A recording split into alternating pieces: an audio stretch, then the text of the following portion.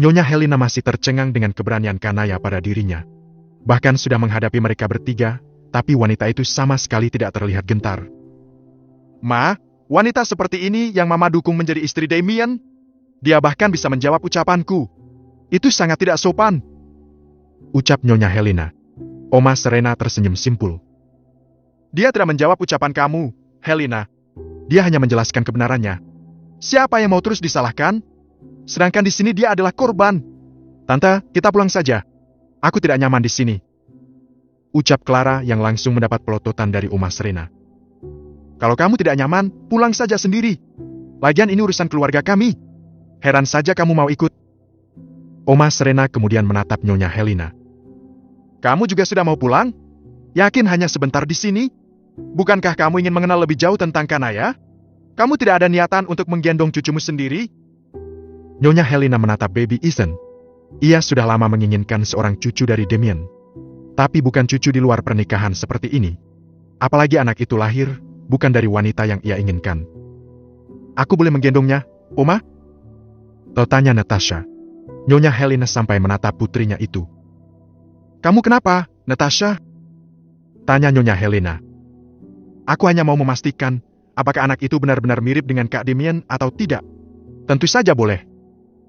Sahut Kanaya. Ia berdiri dan membawa baby Ethan mendekat pada Natasha.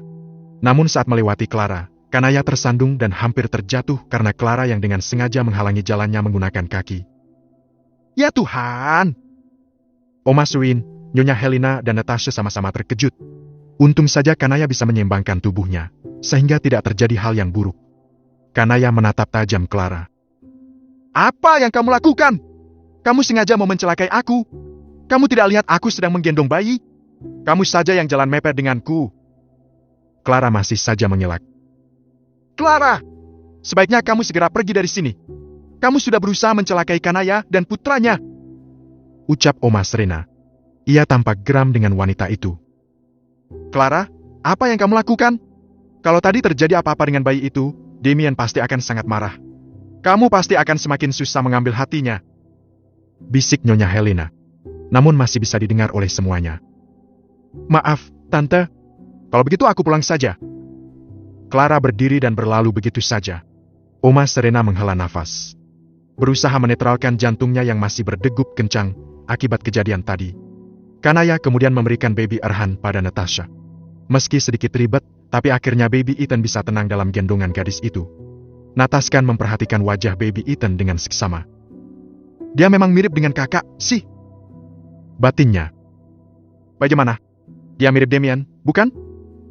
Tanya Oma Serena, tapi Natasha kelih untuk tidak menjawab. Beberapa saat kemudian, Nyonya Helena dan Natasha akhirnya meninggalkan apartemen. Kanaya dan Oma Serena merasa lega. Meskipun tadi sebelum pulang, Nyonya Helena tetap mengeluarkan kalimat yang merendahkan Kanaya. Berat, ya? Tanya Oma Serena. Kanaya tersenyum. Iya, Oma. Tapi mungkin semua orang tua akan bersikap yang sama jika dihadapkan pada situasi seperti ini. Jawab Kanaya. Tidak semua. Ada juga yang bisa menerima dengan lapang dada. Semoga setelah pernikahan nanti, Helena bisa bersikap lebih baik padamu dan baby Ethan. Amin. Semoga saja, Oma. Karena masih ada hal yang harus diselesaikan, Oma Serena akhirnya pamit. Sebelum pulang tak lupa ia menyampaikan bahwa mungkin besok akan ada karyawan butik yang datang membawa beberapa contoh kebaya. Ia meminta Kanaya untuk memilih kebaya yang menurutnya cocok digunakan saat acara akad nikah nanti. Menurut Oma Serena, meskipun hanya akad nikah saja, tapi Kanaya harus tetap tampil anggun dan mengenakan kebaya yang cantik. Tidak lama setelah kepergian Oma Serena, Nason akhirnya datang. Seperti biasa, Nason selalu terlihat ceria. Nason membawa beberapa contoh cincin yang akan disesuaikan dengan jari Kanaya. Sedangkan untuk model cincinnya, Kanaya akan tetap memilih dari koleksi terbaru yang tempo hari gambarnya telah dikirim oleh Damien. Minum dulu, Tuan. Bisiti meletakkan minuman dingin di hadapan Nason. Terima kasih, Bi. Oh ya, kata Damien, hari ini ada pertemuan keluarga. Tapi kok sepi? Tanya Nason. Sudah pulang semuanya. Tadi ada Oma, Natasha, Nyonya Helena, dan juga Clara. Jelas Kanaya. Si Clara? Kanaya mengangguk. Buat apa dia ikut? Dia tidak punya kesibukan lain, ya? Sudah tahu kamu dan Damien akan menikah, tapi kenapa dia masih saja menempel seperti ulat bulu? Ucap Nathan yang membuat Kanaya tersenyum. Aku boleh tanya sesuatu? Nathan mengangguk, lalu meletakkan gelasnya di atas meja. Mau tanya soal apa? Kamu sudah lama bersahabat dengan Damien, tentu kamu sudah hafal dengan sikap dan karakternya. Damien itu, orangnya bagaimana? Aku bicara sebagai orang yang kenal baik dengan Damien, ya. Kanaya mengangguk. Damien itu pria yang baik, pekerja keras, tapi tidak mudah bergaul. Lihat saja, bahkan dia tidak memiliki teman dekat selain diriku. Orang yang baru mengenalnya kadang akan berpikir kalau Damien itu pemarah, atau sombong karena dia pelit bicara. Beda lagi kalau bahas soal bisnis. Terlepas dari kesalahannya yang meninggalkan kamu pada malam itu, Damien itu sebenarnya pria yang bertanggung jawab. Aku sendiri juga heran kenapa dia bisa seperti itu. Ada satu lagi. Meskipun dia pengusaha sukses yang tampan, tapi dia tidak suka main perempuan. Kanaya menganggukkan kepalanya. Apa dia tidak punya sisi gelap? Maksudku apa dia? Kanaya seolah ragu melanjutkan ucapannya. Nathan tersenyum. Tidak ada. Kalau kamu tidak percaya padaku, kamu boleh tanya pada Bisiti. Dia sudah lama bekerja di rumah keluarga Damien. Kalau kamu bertanya soal sisi gelap, mungkin dia sedikit kaku. Dia tidak pandai merayu wanita. Ya, sepertinya itu sisi gelap Damien. Ucap Nathan kemudian tertawa. Sore harinya, sepulang dari kantor, Damien menyempatkan diri untuk mampir ke apartemen sebelum pulang ke rumah. Ia turun dari mobil sambil membawa beberapa paper bag. Tadi, ia memang sempat memesan beberapa pakaian untuk Ethan. Ia juga membelikan Kanaya sebuah ponsel keluaran terbaru. Tuan Damien? Bisiti terkejut melihat Damien yang tiba-tiba datang. Kanaya sama Ethan di mana, Bi? Tanya Damien. Ada di kamar, Tuan. Damien bergegas menuju ke kamar Kanaya. Ia membuka pintu dan tidak melihat keberadaan wanita itu. Damien meletakkan paper bag di atas sofa, kemudian melepas jas yang ia pakai. Setelah itu, ia mendekati baby Ethan yang ada di dalam baby box. Halo, sayang. Papa sudah pulang? Loh. Dengan penuh kehati-hatian, Damien mengangkat tubuh kecil baby Ethan. Menciumi kening dan kedua pipi putranya. Aroma khas bayi kini menjadi aroma yang sangat ia sukai. Saat ia tengah asyik menggendong putranya, pintu kamar mandi terbuka. Damien menoleh dan tatapannya bertemu dengan tatapan Kanaya. Namun hanya beberapa detik, karena setelahnya, Kanaya yang hanya mengenakan handuk sebatas dada, menjerit dan langsung menutup bagian dadanya dengan tangan.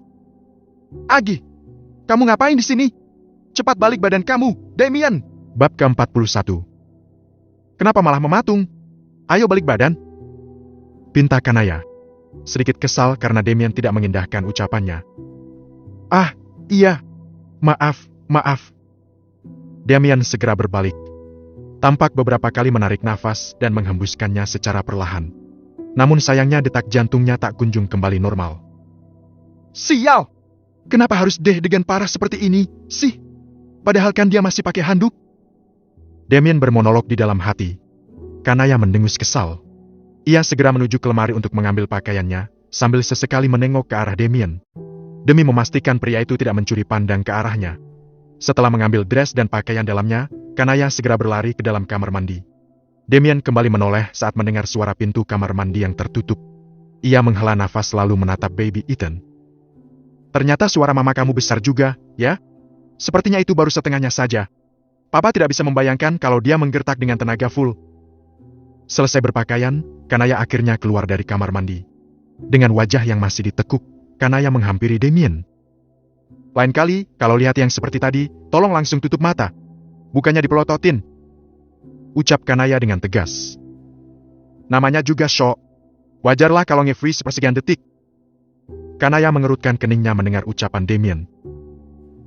Kok gitu? Itu namanya ambil kesempatan. Tadi itu, aku malu sekali. Makanya pakai bathrobe. Siapa suruh kamu pakai handuk saja? Lagian kenapa harus malu? Aku kan sudah pernah lihat semuanya. Lirih Damien. Pipi Kanaya memerah mendengar ucapan Damien. Kamu! Tanpa diduga Damien tertawa. Jangan terlalu tegang. Aku minta maaf, ya? Kanaya menghela nafas sambil memperhatikan Damien. Ngomong-ngomong, tumben kamu datang sore? Biasanya kamu pulang dulu, malamnya baru kesini. Tanya Kanaya.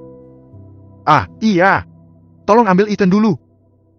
Kanaya mengambil baby Ethan dari gendongan Damien. Pria itu kemudian menuju ke sofa untuk mengambil paper bag yang ia bawa tadi. Apa itu? Tanya Kanaya. Ini baju untuk Ethan. Tadi, tidak sengaja scroll media sosial dan aku lihat pakaian lucu ini. Makanya aku langsung beli. Damien mengeluarkan setelan pakaian tersebut dan menunjukkannya pada Kanaya. Bagaimana menurutmu? Lucu, kan? Kanaya tersenyum. Ya, Ethan pasti akan jadi lebih menggemaskan saat memakainya. Damien kemudian mengambil paper bag yang satunya lagi. Ini ponsel buat kamu. Damien mengeluarkan ponsel dengan logo Apple yang ada bekas gigitannya itu dan memberikan pada Kanaya. Namun Kanaya tampak bingung, karena menurutnya ponselnya sama sekali tidak ada masalah. Kenapa kamu membelikan aku ponsel? Aku kan sudah punya. Ponselku masih berfungsi dengan baik. Ucap Kanaya. Iya, ponsel kamu memang masih bagus. Tapi, maaf sebelumnya. Kamera ponsel kamu sudah sangat kabur. Aku berniat baik. Semoga saja kamu tidak tersinggung. Ucap Damien. Ia masih menyodorkan ponsel pada Kanaya. Kanaya meletakkan baby Ethan ke tempat tidur, lalu mengambil ponsel pemberian Damien. Ponselku memang sudah burik, sih. Tapi, ponsel itu sangat berarti. Aku membelinya dari gajiku. Tapi, terima kasih banyak, ya. Sama-sama. Kamu mengganti ponsel, bukan berarti ponsel yang lama kamu buang. Simpan saja sebagai barang kenang-kenangan. Kanaya mengangguk tanda setuju. Bagaimana tadi? Bagaimana respon Mama dan Natasha saat melihat kamu dan Ethan? Tanya Damien. Ya begitu, Mama kamu tidak suka padaku. Meskipun ucapannya lumayan membuat hatiku sakit, tapi aku berusaha mengerti. Mungkin itu bentuk luapan kekecewaannya atas apa yang telah terjadi. Hanya saja yang aku sesalkan adalah, Mama kamu seolah menyalahkan kesalahan padaku. Padahal sedikit pun aku tidak pernah berada dalam kisah ini. Sekalipun aku miskin, tapi aku tidak pernah ada niatan untuk menjebak pria kaya demi merubah nasibku. Kalau Natasha, sepertinya dia juga tidak menyukaiku. Tapi, tadi dia sempat menggendong Ethan. Damien menghela nafas berat. Rasa bersalah itu muncul kembali. Aku minta maaf karena telah menyeret kamu dalam masalah ini. Meskipun kita nantinya menikah tanpa ada perasaan satu sama lain, tapi aku janji akan berusaha menjadi suami dan ayah yang baik. Damien tampak bersungguh-sungguh mengucapkan hal tersebut. Kanaya menatap lekat manik Damien. Jika harus jujur, ia masih trauma akan pengkhianatan Ikram, Vania dan orang-orang yang ia anggap keluarga. Tapi Kanaya sadar kalau dirinya tidak bisa berbuat apa-apa. Ia berusaha untuk memantapkan hatinya. Menjalani takdir yang sudah ditetapkan Tuhan untuknya. 2 hari kemudian, Damien menerima kabar dari detektif suruhannya. Pria itu mengatakan kalau dirinya sudah mendapatkan informasi yang diminta oleh Damien. Karena sedang sibuk, Damien akhirnya meminta detektif tersebut untuk datang ke kantornya setelah jam makan siang nanti. Setelah berpikir, Damien memutuskan untuk menghubungi Oma Serena. Awalnya hanya sekedar untuk menyampaikan soal perkembangan yang ada. Namun rupanya nenek Damien itu ingin mendengarnya langsung dan akan segera mampir ke kantor Damien. Semua karyawan menyapa dan memberi hormat saat Oma Serena berjalan memasuki lobi kantor. Oma Serena segera memasuki lift khusus untuk naik ke lantai tempat ruangan Damien berada. Oma Serena masuk ke dalam ruangan Damien. Rupanya pria itu sedang bersama dengan sekretarisnya dan menandatangani beberapa berkas. Setelah selesai, Damien langsung menghampiri neneknya. Jam berapa orang itu akan datang, Damien? Sepertinya sebentar lagi. Oma mau minum apa? Tidak perlu, nak. Beberapa saat menunggu, sekretaris Damien masuk bersama dengan seorang pria. Jika dilihat sekilas, pria itu tidak tampak seperti detektif. Mengenakan kemeja dan celana bahan, pria itu terlihat seperti karyawan lainnya. Kamu boleh kembali bekerja, pinta Damien pada sekretarisnya. Baik, Pak. Silakan duduk. Ukap Oma Serena. Terima kasih, Nyonya. Pria itu duduk berhadapan dengan Oma Serena dan Damien. Ia meletakkan sebuah amplop coklat di atas meja yang menarik perhatian Oma Serena. Anda terlihat sangat berbeda hari ini, ucap Damien sambil tersenyum. Detektif itu juga tersenyum dan menanggapi. Menyesuaikan saja, Tuan. Ucapnya kemudian tertawa. Langsung saja karena Anda pasti sedang sibuk. Detektif tersebut mengeluarkan semua isi amplop coklat dan menyerahkan pada Damien. Ada beberapa foto di sana. Informasi apa saja yang Anda dapatkan? Tanya Oma Serena. Tuan Linadu Hartawan memiliki 2 orang anak. Anak pertama mereka laki-laki yang bernama Kenan Alvaro Hartawan dan putri mereka yang bernama Kanaya Levita Hartawan. Namun, tunggu. Tadi Anda bilang apa? Kanaya? Tanya Damien. Sedangkan Oma Serena hanya terdiam. Terkejut mengetahui kebenaran itu. Iya, Tuan. Oma, Apa ini alasannya Oma meminta aku mencari tahu soal keluarga Tuan Leonardo hartawan? Tanya Damien. Iya, Damien. Kita dengarkan detektif dulu, ya. Nanti Oma jelaskan semuanya. Silakan lanjutkan, Pak. Nyonya Livia sempat depresi saat putri mereka yang saat itu baru berusia 4 tahun, menghilang. Segala cara sudah mereka lakukan, tapi sayangnya tidak membuahkan hasil. Sekarang Tuan Leonardo hartawan dan istrinya sedang berada di luar negeri. Mereka di sana untuk menemani putri angkat mereka yang sedang kuliah. Meski tidak secara resmi mengangkatnya sebagai anak, tapi mereka membiayai pendidikan dan hidup gadis itu beserta keluarganya sejak setahun yang lalu. Kira-kira seperti itu informasi yang saya dapatkan. Apa masih ada yang ingin Anda ketahui? Informasi ini sudah cukup. Terima kasih banyak. Ucap Oma Serena. Sama-sama, Nyonya. Sisa pembayarannya sudah saya transfer. Sahut Damien. Terima kasih, Tuan Damien. Senang bekerja sama dengan Anda. Kalau begitu, saya permisi dulu. Damien kembali duduk di samping Oma Serena. Kenapa Oma bisa berpikir kalau Kanaya itu mungkin putri Tuan Leonardo? Tanya Damien. Karena kalung yang dipakai Kanaya. Sebagai pecinta perhiasan, Oma tentu bisa tahu kalau liontin kalung Kanaya itu adalah zamrud. Asal kamu tahu, di belakang kalung Kanaya ada ukiran namanya. Juga ada huruf lebar dan hari. Berbekal foto kalung itu, Oma mendatangi beberapa pengrajin. Sampai pada akhirnya, Oma bertemu dengan orang yang membuatnya. Kanaya itu bukan wanita sembarangan. Dia putri keluarga hartawan. Oma minta kamu merahasiakan semua ini sampai kita memastikan semuanya 100%. Baik, Oma. Lalu apa yang akan Oma lakukan selanjutnya? Apa kita akan menyampaikan informasi ini pada Kanaya? Atau mengkonfirmasi terlebih dahulu pada Tuan Leonardo? Oma Serena terdiam, mencoba memikirkan langkah selanjutnya. Sepertinya Oma akan menemui Tuan Hartawan, ayahnya Tuan Leonardo. Semoga saja dia masih ingat dengan Oma. Bab ke-42. Ikram merasa kesal karena sudah beberapa hari belakangan, istrinya selalu saja keluar dan pulang larut malam. Jika ditanya, Fania hanya akan menjawab kalau dirinya sedang stres, banyak pikiran dan butuh hiburan. Jika Ikram tidak mengizinkannya pergi, maka akan berujung pada pertengkaran. Selesai makan malam, Ikram sedang bersantai di teras.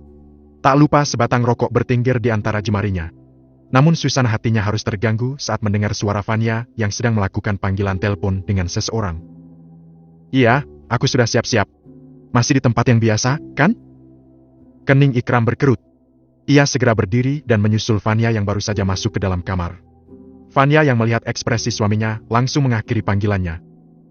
Nanti aku hubungi kalau sudah mau jalan, bye. Siapa yang kamu telepon itu? Kamu mau keluar lagi? Tanya Ikram. Dari nada bicaranya sudah menunjukkan apa yang ia rasakan saat ini.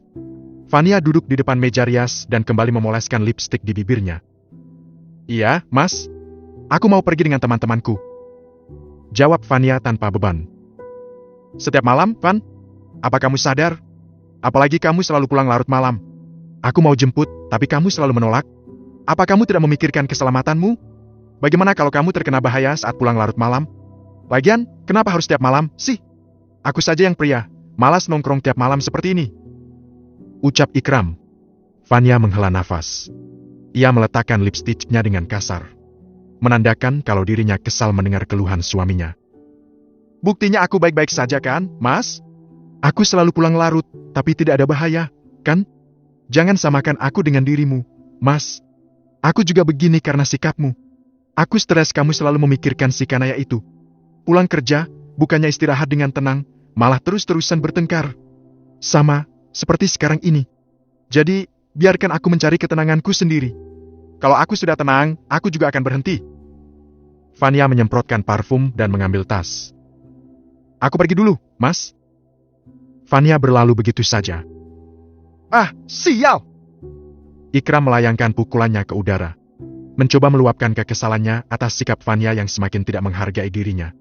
Ikram kembali keluar. Menghempaskan bokongnya pada kursi teras. Pandangannya lurus ke depan. Pikirannya kembali melayang saat hubungan terlarangnya dengan Fania pertama kali terjalin. Dulu Fania sangat berbeda. Dia bersikap seolah dirinya lebih anggun dari Kanaya, lebih bisa menghargaiku dan lebih mencintaiku. Tapi semakin kesini, sikapnya semakin berubah. Apa dia sedang menunjukkan sikap aslinya? Padahal aku sudah tidak memiliki perasaan apa-apa pada Kanaya. Murni hanya ingin meminta maaf. Tapi kalau Fania terus-terusan bersikap membangkang seperti ini, lama-lama perasaanku bisa hilang juga. Ikram menghela nafas panjang. Merasa bingung akan hidupnya yang kian berantakan. Hari ini, Kanaya kedatangan 2 orang karyawan butik yang membawa 5 buah koleksi kebaya terbaru mereka yang didominasi warna putih. Bisiti mempersilahkan mereka untuk duduk dan segera menuju ke dapur untuk membuatkan minuman. Karena Kanaya masih sementara menyusui baby Ethan, mereka akhirnya harus menunggu beberapa saat. Sembari menunggu, mereka merakit rak gantung untuk memajang kebaya nantinya. Kanaya keluar dari kamar sambil tersenyum pada kedua wanita itu. "Maaf membuat kalian menunggu," ucap Kanaya. "Tidak masalah, Nona. Kami juga tidak buru-buru. Ini beberapa koleksi terbaru kami. Silakan Anda lihat dulu." Kanaya mendekat dan memperhatikan satu persatu kebaya yang tergantung di sana. Matanya berbinar saat melihat berbagai pilihan kebaya yang indah dan elegan. Setelah beberapa saat, pilihannya jatuh pada sebuah kebaya berwarna putih yang tampak sangat anggun. "Ini dia," gumam Kanaya sambil mengangkat kebaya tersebut dari gantungan. Ia mengagumi detail kebaya itu dengan penuh kekaguman. Kebaya putih yang dipilih Kanaya memiliki desain yang kekinian, namun tetap sopan dan elegan. Terbuat dari bahan brokat halus, kebaya ini memiliki potongan modern dengan lengan panjang yang sedikit mengembang di bagian pergelangan. Bagian depan kebaya dihiasi dengan bordir bunga yang rumit, memberikan sentuhan klasik yang memikat. "Indah sekali," ucap Kanaya sambil mengelus bordir bunga di kebaya itu. "Aku suka detailnya." Di bagian kerah, kebaya ini memiliki aksen renda yang halus, menambah kesan anggun dan feminin. Bagian bawah kebaya sedikit melebar, memberikan ruang gerak yang nyaman tanpa mengurangi keanggunan penampilan. Kebaya ini juga dilengkapi dengan kancing mutiara di bagian depan, yang menambah kesan mewah dan elegan. "Bagaimana menurut Bisiti?" tanya Kanaya sambil menunjukkan kebaya itu kepada Bisiti yang baru saja ikut bergabung. Bisiti mengamati kebaya itu dengan seksama. "Kebaya ini sangat indah, Nak. Detailnya sangat elegan dan sopan. Bibi pikir ini pilihan yang tepat." Kanaya tersenyum lega. "Terima kasih, Bi. Aku juga merasa kebaya ini sangat cocok untuk acara akad nanti." Selain bordir bunga dan aksen renda, kebaya ini juga dihiasi dengan payet dan manik-manik kecil yang tersebar di seluruh bagian kebaya. Hiasan ini memberikan kilauan lembut saat terkena cahaya, menambah kesan glamor tanpa berlebihan. "Payet dan manik-maniknya sangat cantik dan terlihat rapi," ucap Kanaya sambil mengagumi kilauan halus di kebaya itu. "Aku suka bagaimana kebaya ini terlihat mewah tapi tetap sederhana." Bisiti mengangguk setuju. "Ya, kebaya ini benar-benar memadukan keindahan dan kesederhanaan dengan sempurna. Kamu akan terlihat sangat anggun saat mengenakannya, Nak." Kanaya merasa semakin yakin dengan pilihannya. "Aku mau yang ini saja, Mbak," ucap Kanaya. "Baik, Nona. Apakah ada yang ingin Anda tambahkan? Atau mungkin maniknya mau diganti dengan Swarovski? Soalnya Nyonya Serena sempat mengutarakan keinginannya untuk mengganti payet dengan Swarovski." "Tidak perlu. Seperti ini saja." "Baik, Nona. Sekarang, silakan Anda mencobanya terlebih dahulu, biar kami sesuaikan ukurannya dengan bentuk tubuh Anda." Kanaya mengangguk, ia segera menuju ke kamar bersama karyawan tersebut. Ia mematuk dirinya di depan cermin. Kebaya itu sudah sangat pas di tubuhnya. Menurut Kanaya tidak ada lagi yang perlu diubah. Hari ini, Oma Serena akan pergi menemui Tuan Hartawan. Tuan Hartawan dan mendiang suaminya adalah teman saat kuliah dulu. Meski tidak terlalu dekat, tapi mereka pernah beberapa kali bertemu. Apalagi Tuan Hartawan lebih banyak tinggal di luar negeri. Menurut informasi, baru beberapa bulan ini Tuan Hartawan menetap di Indonesia, karena istrinya telah meninggal dunia dan saat ini ia tengah berlibur di vilanya yang ada di Sentul. Oma Serena tidak bisa menyembunyikan rasa gugupnya. Ia mencoba untuk merangkai kalimat apa yang sekiranya akan ia sampaikan nanti pada Tuan Hartawan. Setelah menempuh perjalanan 1 jam lamanya, Oma Serena akhirnya tiba di villa Tuan Hartawan yang terletak di Sentul, Bogor. Villa Tuan Hartawan adalah sebuah bangunan dengan arsitektur klasik yang elegan. Suasana di sekitar villa Tuan Hartawan sangat menenangkan dan indah. Villa ini terletak di kawasan yang sejuk dan asri, dikelilingi oleh pepohonan hijau dan pemandangan pegunungan yang menakjubkan. Udara di sana terasa segar, jauh dari hiruk-pikuk kota, memberikan suasana yang damai dan nyaman. Villa tersebut memiliki halaman yang luas dengan taman yang tertata rapi. Taman ini dihiasi dengan berbagai jenis bunga dan tanaman hias, serta kolam ikan yang menambah kesan alami dan menenangkan. Di sekitar villa, terdapat jalan setapak yang bisa digunakan untuk berjalan-jalan santai sambil menikmati keindahan alam sekitar. Di kejauhan, terlihat pemandangan Gunung Pancar yang menjulang tinggi, menambah keindahan panorama alam di sekitar villa. Suara burung berkicau dan gemericik air dari kolam ikan memberikan suasana yang lebih hidup dan menyegarkan. Mobil Oma Serena berhenti di depan gerbang. Tidak lama kemudian, seorang security menghampirinya. "Selamat siang, Nyonya.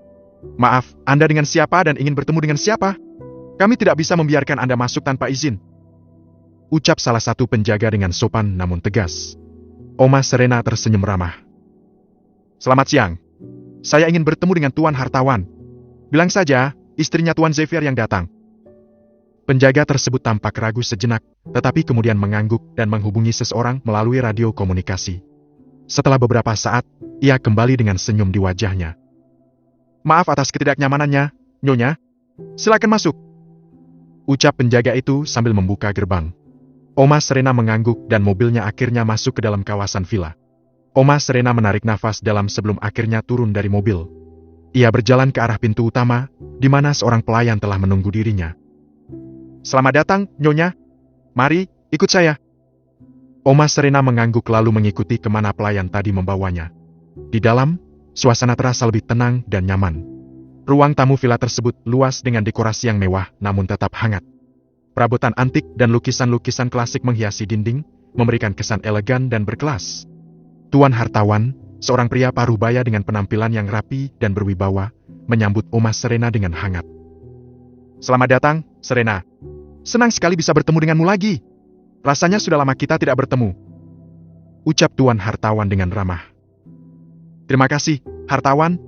Senang juga bisa berkunjung ke sini. Aku pikir kamu sudah tidak mengingatku lagi," jawab Oma Serena dengan senyum. "Mana mungkin aku melupakan istri temanku sendiri. Mari, silakan duduk. Bi, tolong buatkan minuman." "Iya, Tuan." Mereka duduk di ruang tamu, menikmati teh hangat yang disajikan oleh pelayan. "Aku tidak menyangka kamu bisa tahu kalau aku sedang ada di sini. Sepertinya ada hal yang sangat penting, sampai kamu mencari tahu keberadaan dan juga tempat ini," tanya Tuan Hartawan. Oma Serena mengangguk. Ekspresinya berubah serius. "Sebenarnya, aku datang ke sini untuk membicarakan soal cucu perempuanmu yang telah hilang 20 tahun yang lalu." Tuan Hartawan menatap Oma Serena dengan kening yang berkerut. "Cucuku yang hilang? Maksud kamu karena kecilku?" Bab ke-43. Oma Serena menganggukkan kepalanya, membenarkan pertanyaan yang baru saja terlontar dari mulut Tuan Hartawan. "Dari mana kamu tahu soal Kanaya? Bahkan kelahirannya saja dulu sangat dirahasiakan. Berita kehilangannya juga kami rahasiakan karena satu dan lain hal. Bertahun-tahun kami berupaya mencari tanpa sepengetahuan siapapun, tapi tidak membuahkan hasil. Lalu bagaimana mungkin kamu bisa mengetahuinya, Serena?" tanya Tuan Hartawan. Oma Serena menghela nafas. "Mungkin ini yang dinamakan jalan dari Tuhan. Aku memang tidak tahu soal cucu-cucumu. Juga tidak mencari tahunya. Namun cucuku membuat kesalahan dan membuat seorang wanita hamil. Aku berbesar hati menerimanya dan akan menikahkan mereka beberapa hari lagi. Sebagai bentuk rasa sayangku padanya, aku berinisiatif untuk mencari tahu soal keluarganya.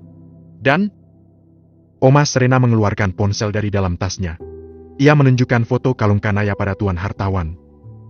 Satu-satunya petunjuk yang ia punya hanya kalung ini. Tuan Hartawan memakai kacamatanya dan menerima ponsel Oma Serena. Matanya langsung membola saat melihat kalung dengan liontin hijau itu. "Dia memiliki kalung ini?" "Ya, kalung itu sudah dia miliki sejak kecil. Awalnya dia tidak tahu kalau dirinya adalah anak angkat. Tapi suatu hari, orang yang merawatnya akhirnya mengatakan yang sejujurnya." Tuan Hartawan menatap lekat layar ponsel Oma Serena. Terlihat jelas kedua matanya berkaca-kaca. Hingga pada akhirnya bulir bening, jatuh membasahi pipinya. "Kalung ini memang milik Kanaya. Mendiang istriku yang meminta Livia untuk membuatkan satu set perhiasan untuk putrinya. Nama Kanaya juga pemberian dari istriku. Lalu di mana anak ini sekarang?" tanya Tuan Hartawan. "Dia ada di apartemen cucuku, Damien. Hari Sabtu nanti mereka akan menikah." Tuan Hartawan tampak menganggukkan kepalanya, lalu menatap serius Oma Serena. "Tapi, meskipun dia memiliki kalung dan nama yang sama dengan cucuku yang hilang, aku tetap harus memastikannya. Kamu mengertikan maksudku?" Oma Serena mengangguk, tanda mengerti. "Kamu ingin melakukan tes DNA padanya?" "Tentu. Aku akan mengambil sikat gigi atau sampel rambut di kamar Leo. Nanti kamu siapkan rambut Kanaya untuk dites. Namun, aku juga ingin meminta bantuanmu untuk satu hal." "Bantuan apa?" "Cucuku Kanaya memiliki tanda lahir di tengkuknya. Bukan tahi lalat, melainkan tanda lahir berwarna coklat kemerahan.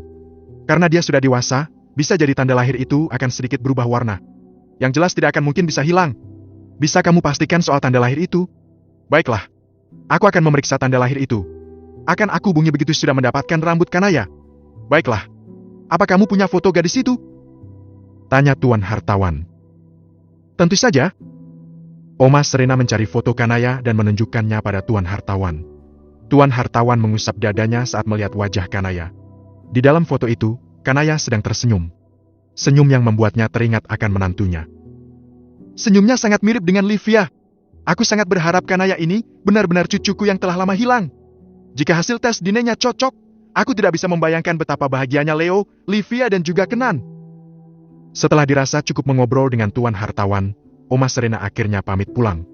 Selepas kepergian Oma Serena, Tuan Hartawan menuju ke kamarnya. Menatap foto mendiang istrinya dengan mata yang berkaca-kaca. Aku menemukan Kanaya, sayang. Kanaya kecil kita.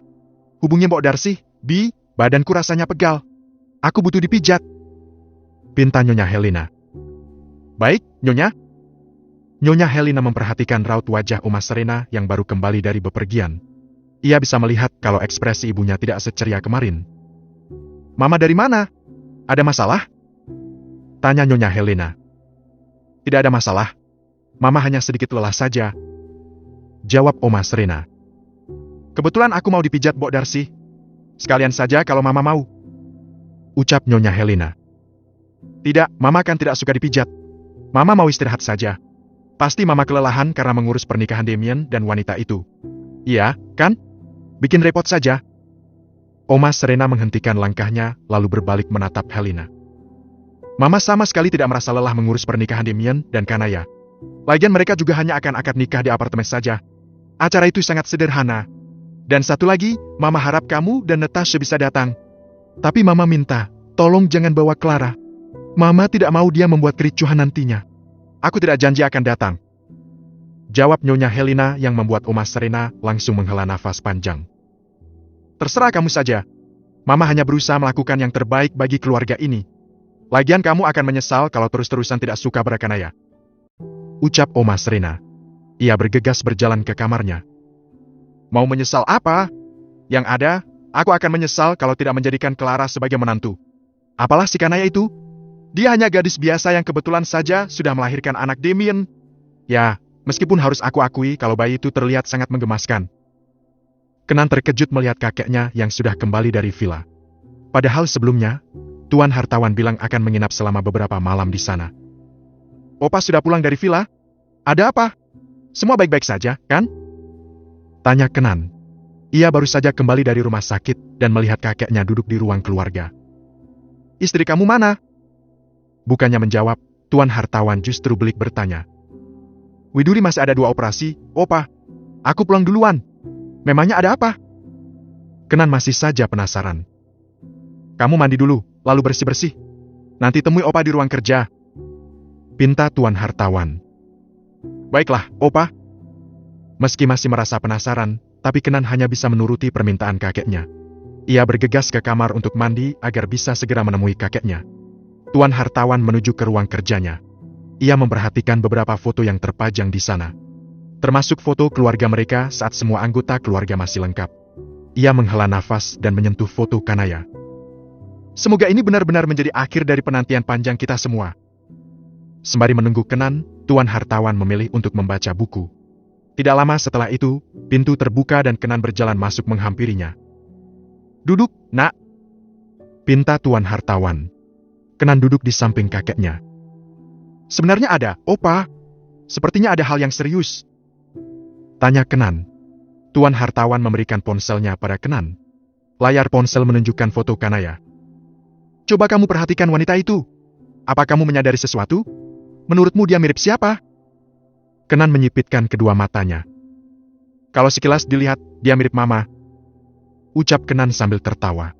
Namun tawanya langsung terhenti saat pandangannya tertuju pada leher Kanaya. Kalung ini? Kenan berdiri dan menatap foto keluarga mereka. Ia melihat kalung yang sama di sana. Opa, kenapa kalung ini bisa ada padanya? Tanya Kenan. Ia mulai merasakan sesuatu yang aneh. Gadis itu juga bernama Kanaya. Apa? Tuan Hartawan mengangguk. Opa juga baru mengetahuinya siang tadi. Namun Opa belum bertemu secara langsung dengannya. Kenan kembali duduk di samping kakeknya. Lalu sekarang dia ada di mana, Opa? Kenan akan menemuinya sekarang juga untuk memastikan apa dia benar adikku atau bukan. Dia ada di Jakarta. Opa akan melakukan tes DNA padanya. Opa minta kamu ambil sampel yang dibutuhkan di kamar mama kamu. Kamu dokter, kamu tentu lebih paham prosedurnya. Iya, Opa. Lalu bagaimana dengan sampel darinya? Sedang diambil. Semoga besok sudah bisa ada di tangan kita. Rumah sakit kita sudah bisa melakukan tes DNA. Opa harap hasilnya bisa lebih cepat keluar. Dan satu lagi, ini masih bersifat rahasia, karena kita belum tahu hasil akhirnya. Kamu paham, kan? Kenan mengangguk. Iya, Opa. Tapi bagaimana dengan Papa dan Mama? Apa tidak sebaiknya kita mengatakan ini pada mereka? Tidak, Nak. Kamu masih ingatkan bagaimana kondisi Mama kamu saat kejadian itu? Butuh berapa lama baru dia kembali pulih seutuhnya?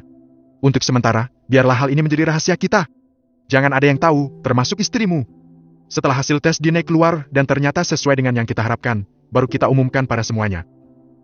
Kenana mengangguk tanda mengerti. Baik, Opa. Bab ke-44.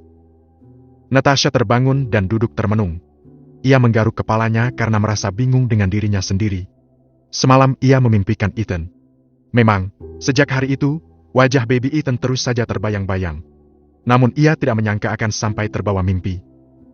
Bisa-bisanya aku memimpikan anak itu. Kata orang kalau kita memimpikan seseorang, itu artinya kita sedang merindukannya. Masa sih aku merindukan bayi wanita itu? Natasha menggeleng-gelengkan kepalanya dan segera menuju ke kamar mandi. Ia butuh air hangat untuk menyegarkan otaknya. Di ruang keluarga, Oma Serena sedang mengobrol dengan Damien yang baru selesai berolahraga. Hari ini ia ada acara di luar kantor, oleh karena itu ia tidak terlalu terburu-buru untuk bersiap. Damien memperhatikan ke sekeliling, memastikan tidak ada siapa-siapa di sekitar mereka. Jadi, Oma sudah bertemu dengan Tuan Hartawan?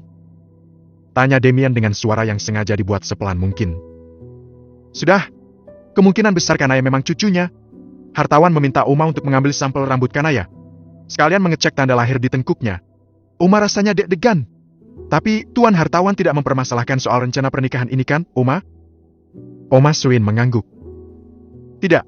Atau mungkin lebih tepatnya, saat ini dia belum fokus ke sana. Fokusnya hanya pada Kanaya. Apakah dia benar-benar cucunya atau bukan? Damien menghela nafas.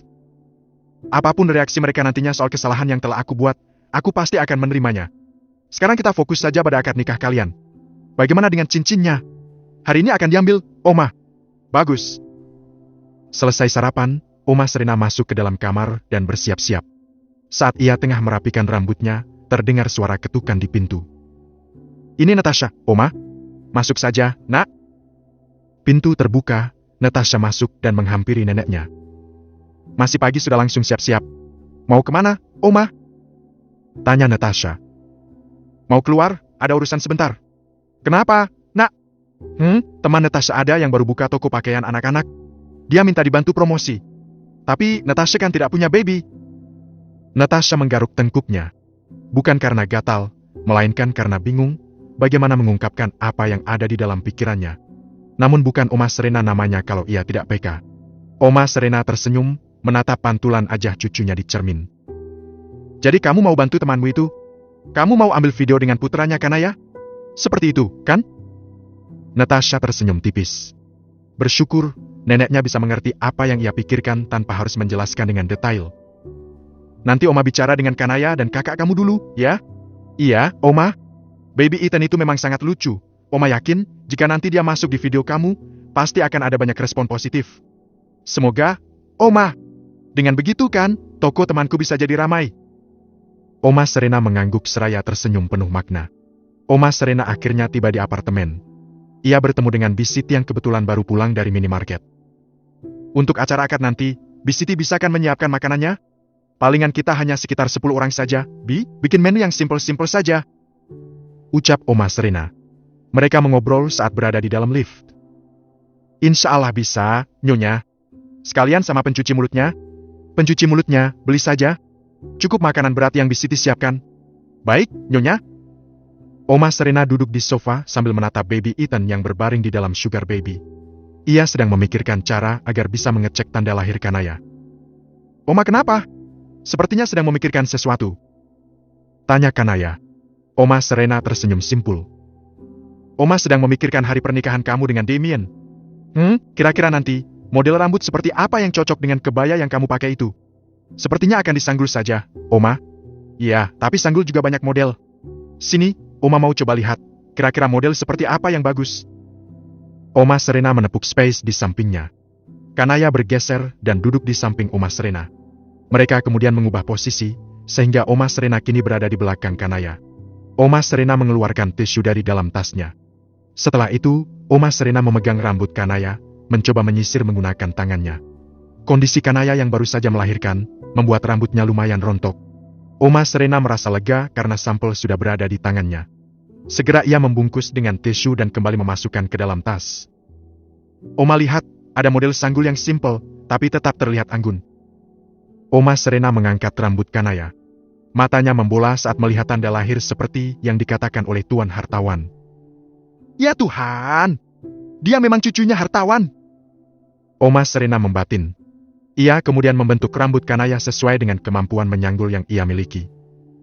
Nah, seperti ini juga bagus. Oma foto dulu, ya.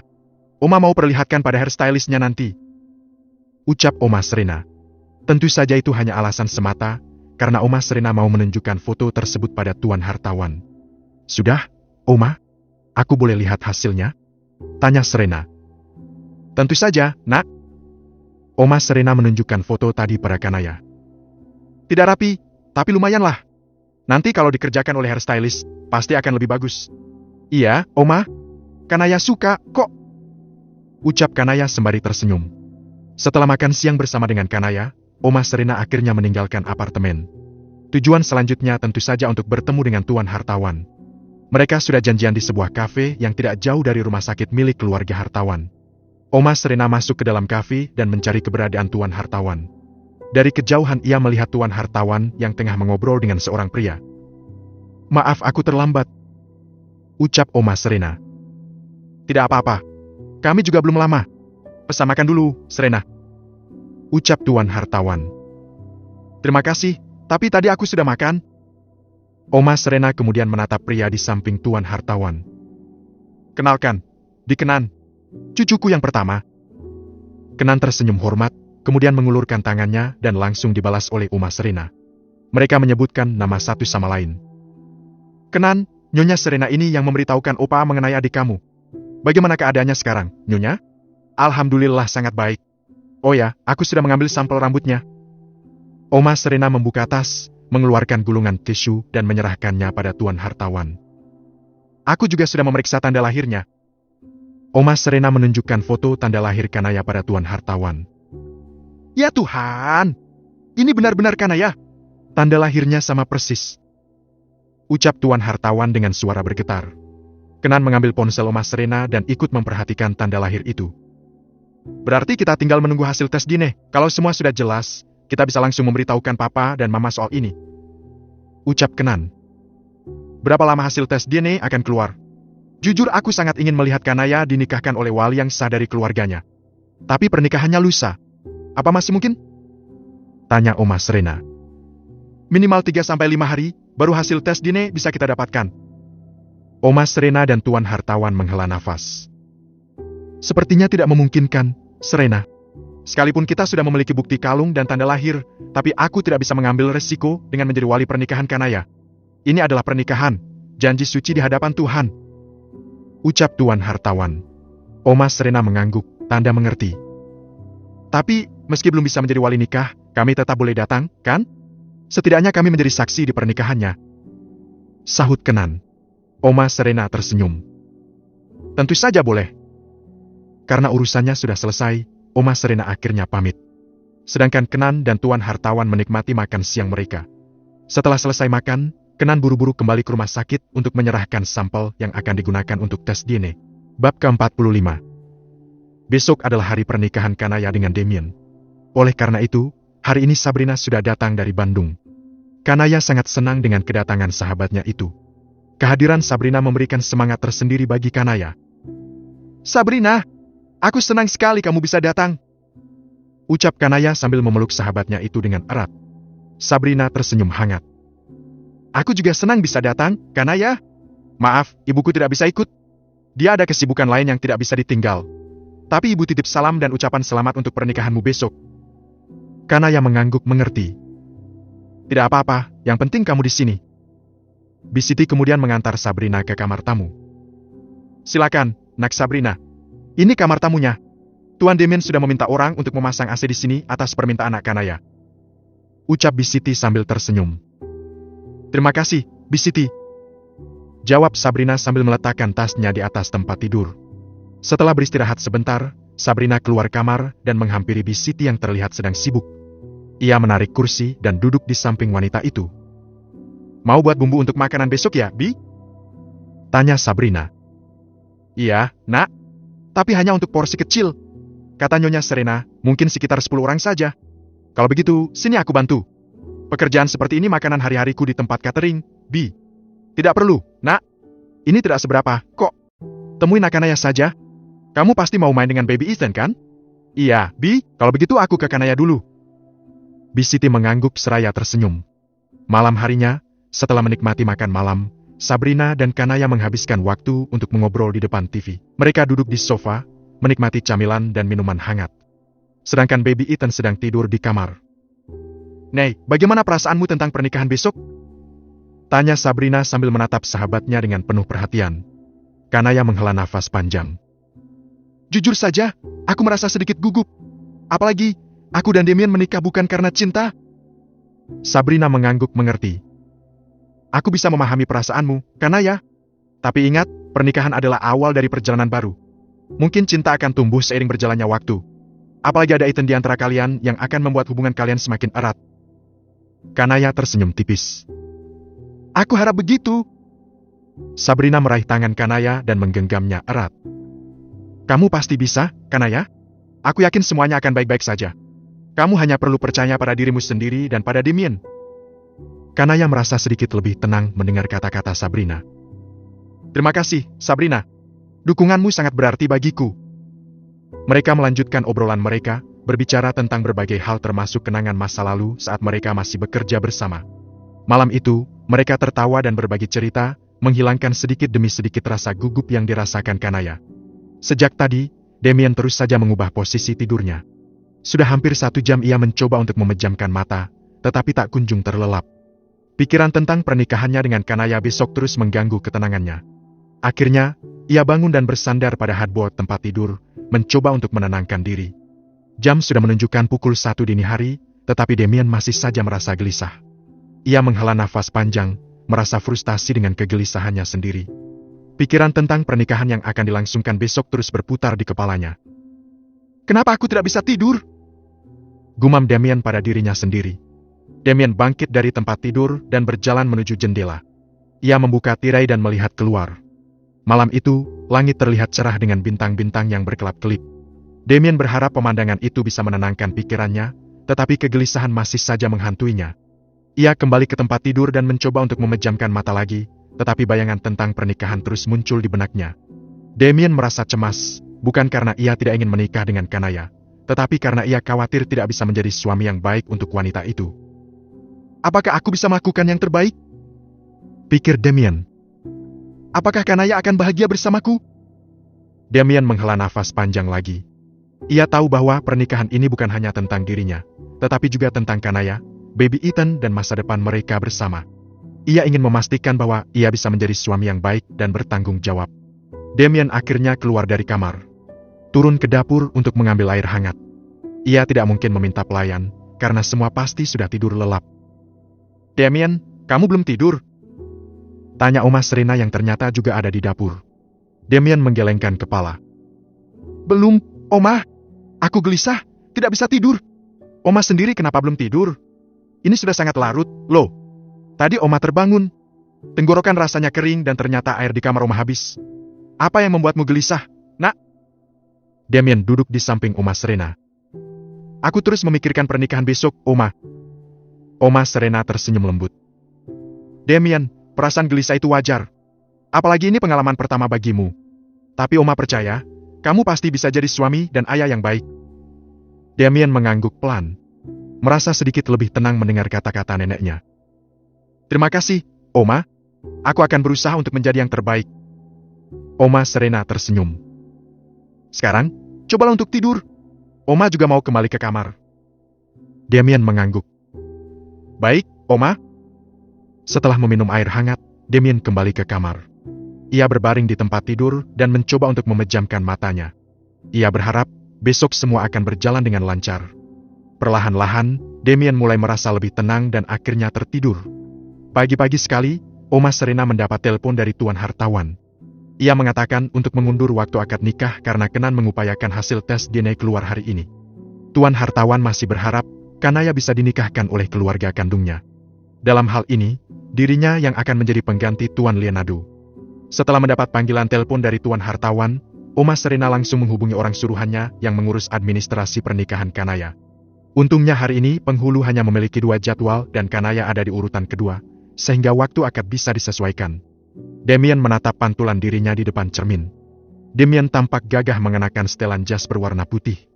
Ia tersenyum, kemudian keluar dari kamar. Oma di mana? Bukankah akad dilakukan jam 10? Ini sudah jam 9, harus kita sudah berangkat. Ucap Damien. Bi, tolong tanya Oma, apakah sudah siap atau belum? Baik, Tuan. Beberapa saat kemudian, Oma Serena keluar dari kamar sambil membawa tas miliknya. Kita berangkat sekarang, Oma? Tunggu Mama dan adik kamu. Katanya mereka juga mau ikut. Ucap Oma Serena. Tentu saja hal itu membuat mainan sedikit terkejut. Damien tersenyum melihat Natasha dan Nyonya Helena yang sedang berjalan ke arahnya. Ia merasa lega dan berharap ini adalah awal yang baik untuk semuanya. Sudah siap? Tanya Oma Serena. Iya, Ma. Jawab Nyonya Helena. Oke, ayo berangkat sekarang. Mereka akhirnya berangkat ke apartemen menggunakan 2 mobilmu Damien bersama Natasha, sedangkan Nyonya Helena bersama dengan Oma. Mama senang, kamu akhirnya bersedia hadir di pernikahan Damien. Ucap Oma Serena. Ya, terpaksa juga. Soalnya Natasha terus mengajakku. Jadi apa salahnya aku ikut? Jawab Nyonya Helena. Oma Serena tersenyum lebar. Kemudian mengalihkan pandangannya pada jalanan di luar sana. Mereka tiba di apartemen, bersamaan dengan kedatangan Nathan. Pria itu tampak rapi dengan kemeja batiknya. Calon pengantin kita terlihat sangat tampan. Wajahnya semakin bercahaya saja. Iya kan, Natasha? Bercahaya karena warna bajunya, Kak. Jawab Natasha. Si Kak, kamu kok serius sekali, sih? Ucap Nathan kemudian tertawa. Mereka semua kemudian masuk ke dalam lift. Nathan tidak bisa menahan tawanya saat melihat ekspresi Damien yang sangat tegang. Santai, bro. Kamu hanya mau menikah, bukan pergi berperang. Bisik Nathan. Harusnya kamu menenangkan aku, bukannya membuat semakin tegang. Kening Nyonya Helena berkerut saat tidak melihat siapa-siapa selain Bisiti. Padahal yang ia ketahui akad nikah sudah akan dilaksanakan. Itu artinya penghulu dan saksi, seharusnya sudah ada di sini. Penghulunya belum datang? Tanya Nyonya Helena. Belum, Nyonya. Kami sudah menunggu sejak tadi, tapi mereka belum datang. Jawab Bisiti. Ia terlihat khawatir. Penghulunya memang akan datang sedikit terlambat. Aku yang memintanya. Kalian tenang saja. Bi, panggilkan Kanaya. Saat Bisiti akan beranjak dari tempatnya, pintu kamar Kanaya terbuka. Ia akhirnya keluar dari kamar bersama dengan Sabrina yang sedang menggendong baby Ethan. Kanaya tampak anggun dan penuh percaya diri. Mengenakan kebaya putih yang elegan, dengan riasan yang membuatnya terlihat semakin mempesona.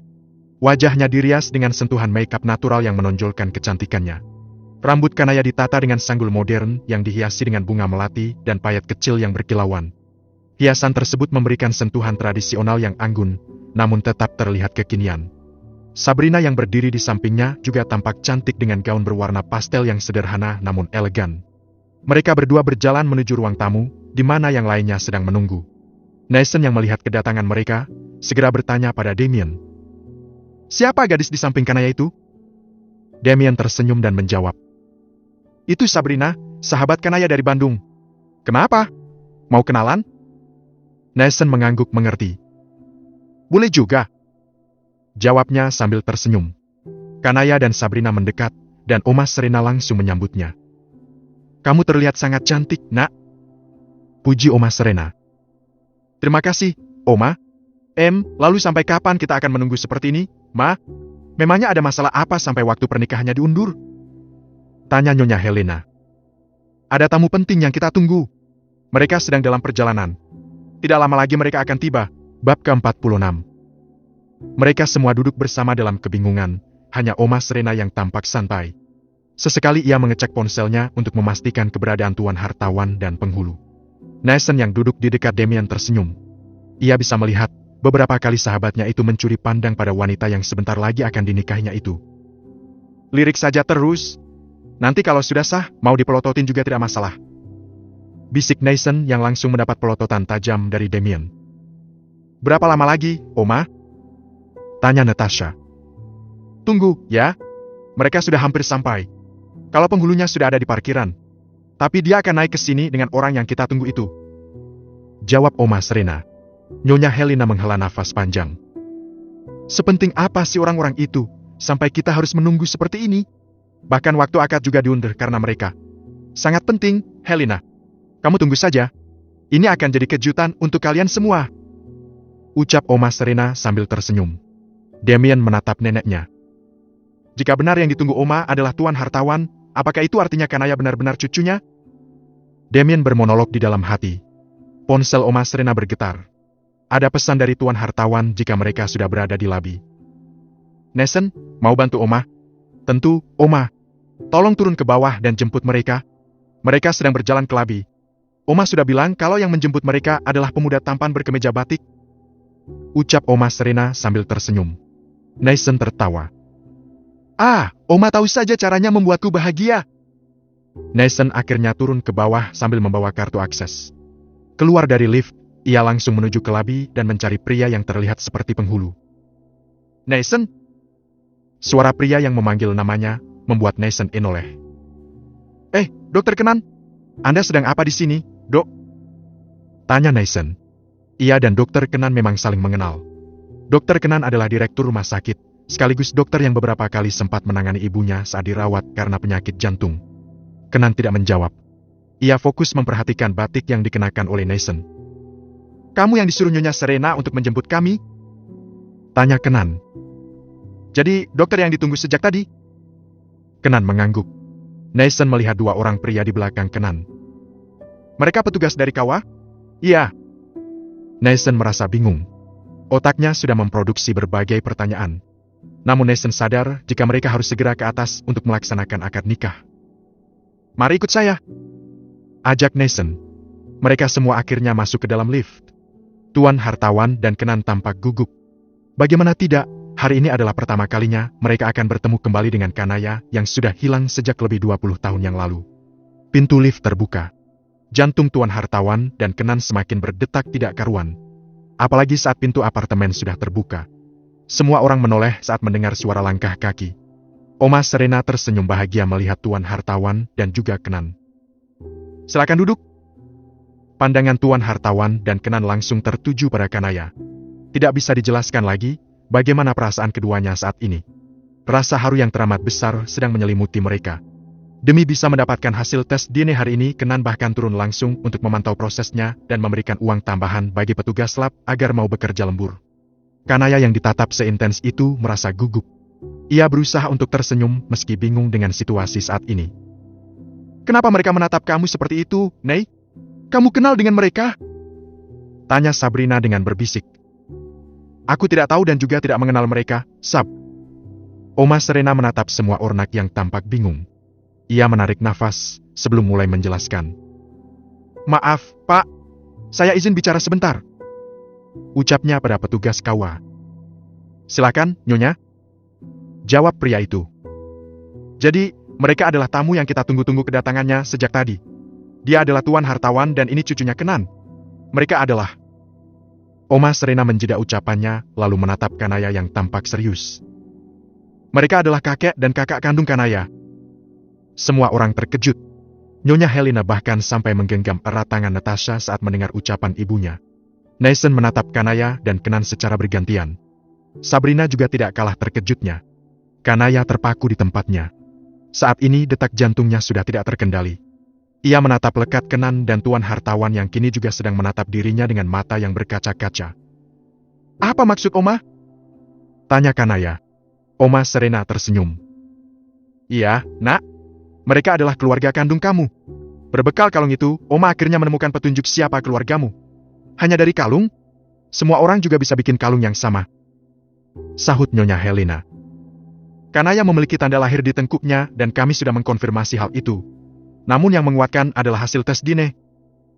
Kenan mengeluarkan hasil tes DNA dan menyerahkannya pada Nyonya Helena. Linado dan Livia Hartawan? Dia putri Nyonya Livia yang sering dibahas saat arisan itu? Gumam Nyonya Helena. Mereka siapa, Ma? Tanya Natasha. Googling saja sendiri biar kamu tahu siapa mereka. Kanaya menggenggam tangan Sabrina. Tangannya terasa sangat dingin. Bingung dan bahagia bercampur menjadi satu. Melihat cucunya yang kebingungan, membuat Tuan Hartawan mendekat. Damien bergeser guna memberikan ruang bagi mereka. Kanaya kecilku. Ini Opa, Nak. Opa sangat merindukan kamu. Opa? Jadi Kanaya benar-benar punya keluarga? Tuan Hartawan mengangguk dan langsung membawa Kanaya ke dalam pelukannya. Pria paruh baya itu menangis tergugu. Kerinduan dan rasa kehilangan yang membebani hidupnya selama ini, akhirnya sirna sudah. Kanaya juga menangis. Memeluk erat Tuan Hartawan. Ia bisa merasakan kasih sayang dari pria itu. Semua orang ikut terharu. Nyonya Helena menarik nafas dalam. Ia masih bingung harus bereaksi seperti apa. Ia masih percaya kalau Kanaya adalah putri dari Livia Hartawan. Berkali-kali Sabrina mengusap air matanya. Ia sangat bersyukur akan keajaiban yang diberikan Tuhan di detik-detik menjelang pernikahan Kanaya yang kedua. Ia sangat tahu penderitaan apa saja yang sudah dilalui sahabatnya selama ini. Apalagi saat mengingat pengkhianatan yang dilakukan oleh Ikram, Vania dan keluarganya, membuat air mata Sabrina semakin deras membasahi pipinya. Terima kasih, Tuhan, terima kasih atas kebahagiaan yang Engkau berikan pada sahabatku. Sabrina membatin. Nathan yang melihat Sabrina menangis, mendekat. Memberikan tisu untuk menghapus air mata wanita itu. Terima kasih, ucap Sabrina. Puas memeluk cucunya, Tuan Hartawan melepaskan pelukannya lalu menoleh pada Kenan. Dia adalah kakakmu, Nak. Kenan mendekat, menatap Kanaya dengan mata yang sudah basah. Ia tersenyum dan memeluk adiknya. Maafkan kakak yang tidak bisa menjaga kamu dengan baik saat itu, sehingga kamu harus terpisah dan hilang untuk waktu yang lama. Maaf, Dek. Kenan semakin menangis. Sudah sangat lama ia hidup dalam rasa bersalah. Lebih tepatnya menyalahkan dirinya sendiri atas hilangnya Kanaya. Mama dan Papa pasti akan sangat bahagia jika tahu kami sudah menemukanmu. Jangan minta maaf, Kak. Bisa bertemu dengan keluargaku saja sudah membuatku sangat bahagia. Puas saling menumpahkan rasa rindu, Tuan Hartawan akhirnya berpindah posisi. Ia duduk di samping penghulu, berhadapan dengan Damien. Bersiap untuk menikahkan cucunya. Sabrina mengambil tisu dan membersihkan sisa air mata yang masih ada di pipi Kanaya. Untung saja makeup kamu tidak luntur, Nei. Ucap Sabrina sembari tersenyum. Oma Serena mendekati petugas KUA. Tolong gunakan yang satunya, Pak.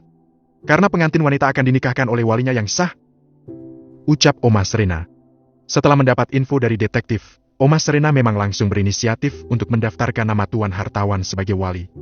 Untungnya setelah diberi penjelasan, pihak KUA mau mengerti dan menyiapkan dokumen cadangan. Setelah semuanya siap, Damien dan Tuan Hartawan bersalaman. Dengan lantang dan dalam satu kali tarikan nafas, Damien dan Kanaya kini telah sah menjadi suami istri. Kanaya mencium punggung tangan Damien dengan taksim. Setelah itu giliran Damien yang mencium kening Kanaya. Semua tersenyum bahagia, kecuali Nyonya Helena yang masih syok dengan semua yang terjadi hari ini. Senyum sedikit, Ma. Iya. Kanaya menatap semua orang yang ada di dalam ruangan itu. Ia tidak bisa menggambarkan betapa bahagianya bisa bertemu dengan keluarganya. Kanaya jadi tidak sabar untuk bertemu dengan orang tua kandungnya. Alhamdulillah, ya Allah. Terima kasih atas semua kebahagiaan yang Engkau berikan padaku hari ini.